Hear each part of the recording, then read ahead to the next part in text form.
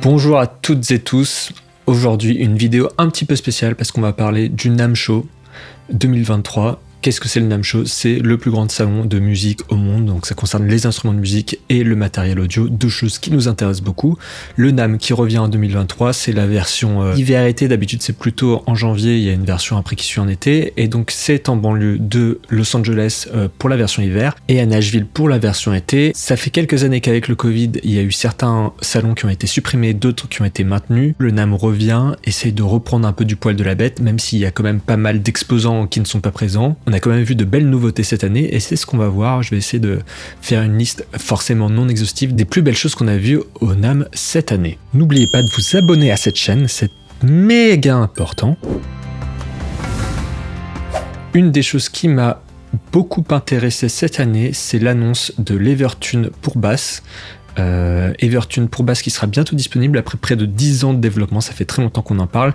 Les guitaristes ont eu l'opportunité d'avoir cette innovation dans leur arsenal depuis déjà plus de 10 années et ça arrive enfin pour basse, dans un premier temps en tant que pièce détachée, en tant qu'accessoire, donc il faudra l'installer sur vos basses préférées ou pas. Et après ensuite il y a des partenariats avec des marques de fabricants de basses où il sera intégré d'office, ça arrivera plus tard à la fin de 2023 a priori. C'est déjà le cas pour les guitares, il y a des guitares chez ESP notamment qui sont vendues avec ce système. Et donc ce système, qu'est-ce que c'est? C'est un système mécanique avec un ressort et qui permet à la corde d'avoir toujours la même tension, c'est-à-dire que votre guitare ou votre basse ne se désaccorde jamais, toujours juste sur la guitare et maintenant toujours juste sur les basses. C'est fantastique, on attend de voir ça. Evertune, n'hésitez pas à nous envoyer un Evertune pour basse, où on se fera un plaisir, je me ferai un plaisir de l'installer sur une de mes basses.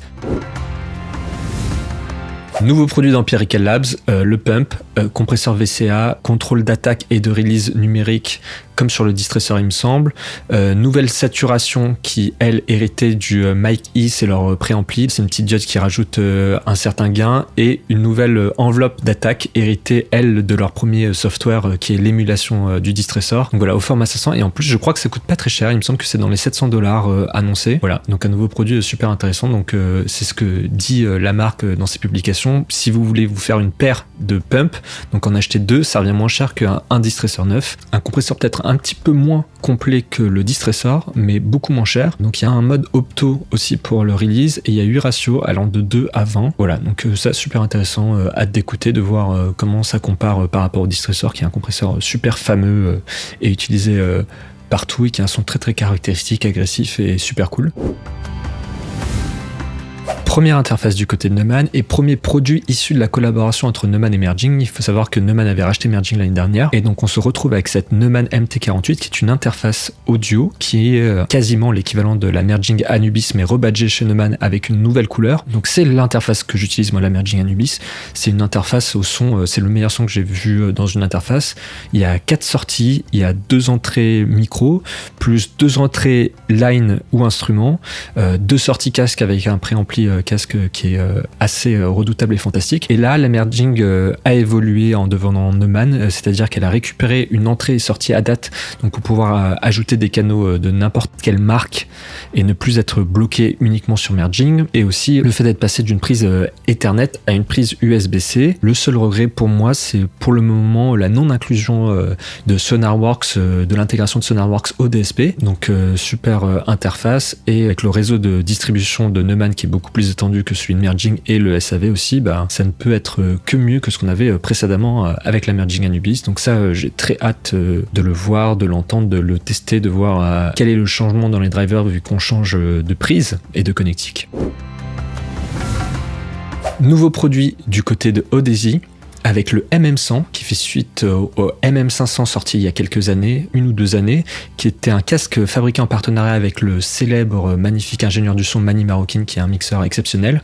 Et donc il y a beaucoup d'ingénieurs du son qui utilisaient des casques Audeze. À la base, j'imagine que c'est plutôt fait pour les passionnés de hi-fi, et là ils ont collaboré avec un ingénieur du son pour savoir qu'est-ce qu'un ingénieur du son recherche dans un casque. Ils ont créé le MM500 qui était assez cher parce qu'il coûtait dans les 1500 €, et là ils sortent un nouveau produit, le MM100, qui est encore une nouvelle nouvelle collaboration avec Manny Marroquin, mais cette fois un casque beaucoup plus abordable puisqu'il est à 350 €. Abordable, bon, ça dépend pour qui. Chez Odyssey, il faut savoir que le M500 à 1500 €, c'est pas du tout le casque le plus cher. Il y a des casques qui valent 5000 €. Donc là, on se dit, bon, 350 € pour un casque Odyssey, bah, on en rêve, ils l'ont fait. À savoir que c'est une technologie assez différente au niveau de l'aimant, au niveau du speaker qu'il y a dans le casque, et c'est pour ça qu'ils sont assez gros aussi.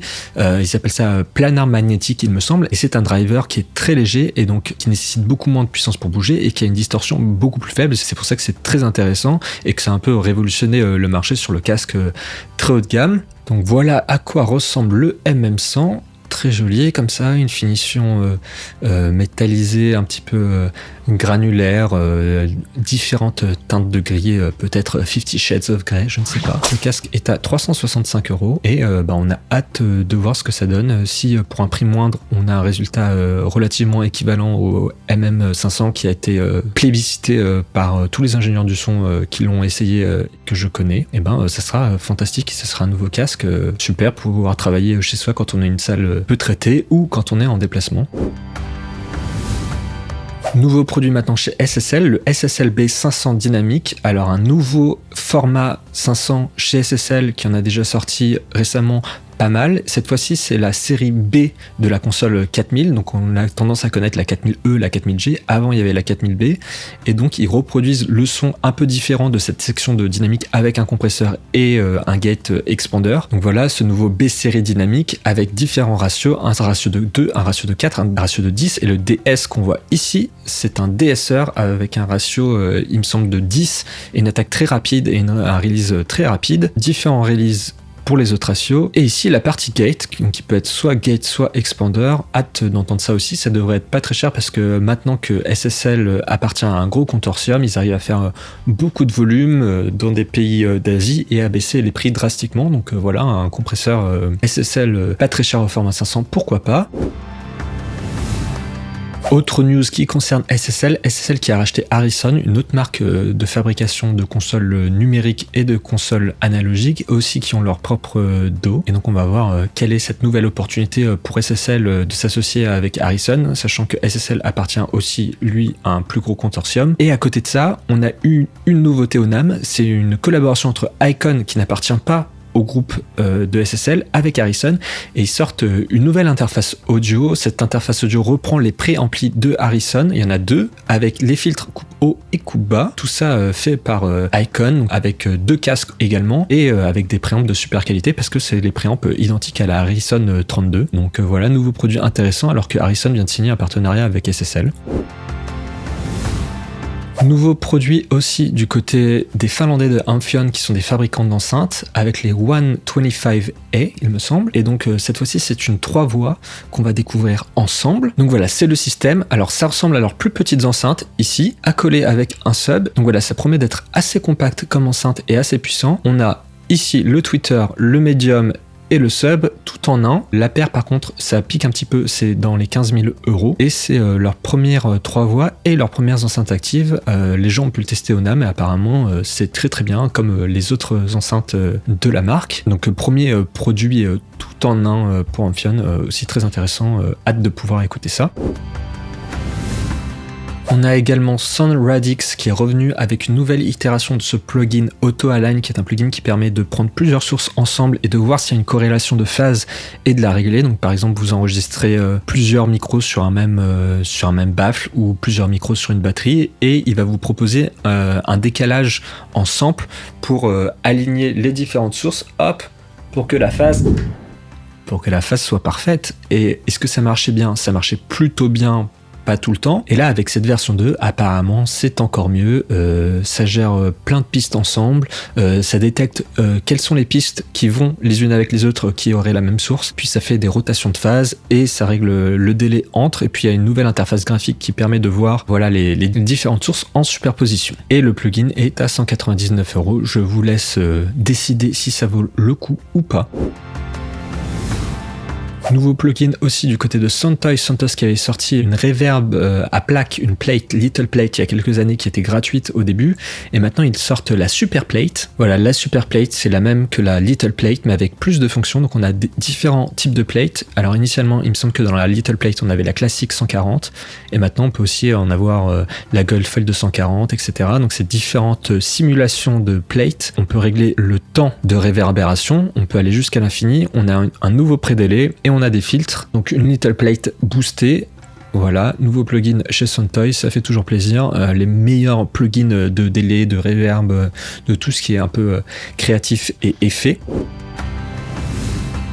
Et chez Barknuckles, on a une nouvelle paire de micros pour Strat cette fois-ci, ce qui est plutôt rare chez Barknuckles, enfin on a plutôt l'habitude de voir des humbuckers. Cette fois-ci, c'est la nouvelle signature de Rabé et il s'appelle les triptyques, il me semble, parce qu'ils sont 3 micros, voilà. Donc le set de 3 micros est à 255 livres et puis après à l'unité, ils sont à 89 livres chacun. Donc c'est la combinaison parfaite d'après Rabé de son pour faire, il cite du John Mayer, etc. Après lui, il a l'habitude de jouer des gros riffs plutôt métal et ça marche très bien également. Et on a une combinaison donc d'Alnico 3 sur le chevalet et d'Alnico 5 en micro manche et sur la position du milieu.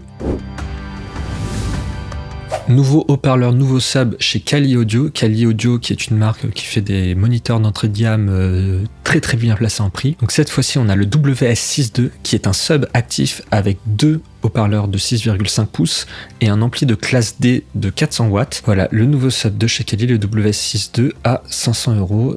Et on voit les haut-parleurs sont sur les côtés, un de ce côté-là et un de ce côté-ci. Parfait compagnon pour leur Nearfield Monitor.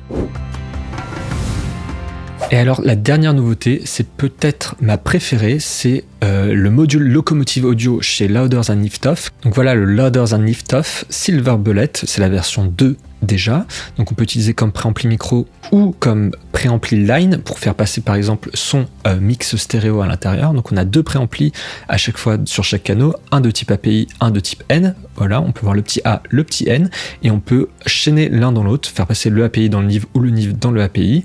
On a aussi les EQ en sortie pour ajouter du sub ou rajouter des aigus. Et ensuite, on a le bouton Mojo. Le bouton Mojo permet d'insérer à l'intérieur des modules faits pour, et ça peut être des modules super différents, rajouter des EQ, rajouter des compressions, rajouter de nouvelles saturations. Et en s'associant avec Locomotive, ils ont ramené une compression de type Varimu, donc c'est une compression avec des lampes, inspirée des produits précédents qu'ont sorti Locomotive Audio, le 14B et le WT Comp. On se retrouve avec un module à insérer dans le Locomotive qui est un module de saturation, compression à lampe, fantastique. En termes de réglage, vous avez un drive et un wet dry. Plus vous poussez le son à l'intérieur du compresseur, plus il va compresser. Et après, votre dry wet, soit vous le mettez à 100% et vous avez le son 100% compressé, soit vous pouvez faire de la compression parallèle. Le ratio, lui, par contre, c'est typique du Varimu, c'est une pente. Donc plus on tape dedans, plus le ratio va être dur. Donc ça va de 1 jusqu'à 5. Et donc voilà, une couleur en plus et une compression en plus. Cette fois-ci à lampe pour le Silver Bullet. Que demander de plus? Ça, j'ai très hâte de l'entendre. Plein de nouveautés musicales sur lesquelles on va pouvoir dépenser tous ces deniers. Concluante cette édition du NAMM Show, beaucoup de produits que j'ai aimés, ceux que je vous ai listés. Dites-moi vous dans les commentaires les nouveautés que vous avez préférées, que ça soit celles que j'ai citées ou celles que je n'ai pas citées. Si vous avez aimé cette vidéo, mettez un like, abonnez-vous. Je vous dis à très bientôt et d'ici là, portez-vous bien.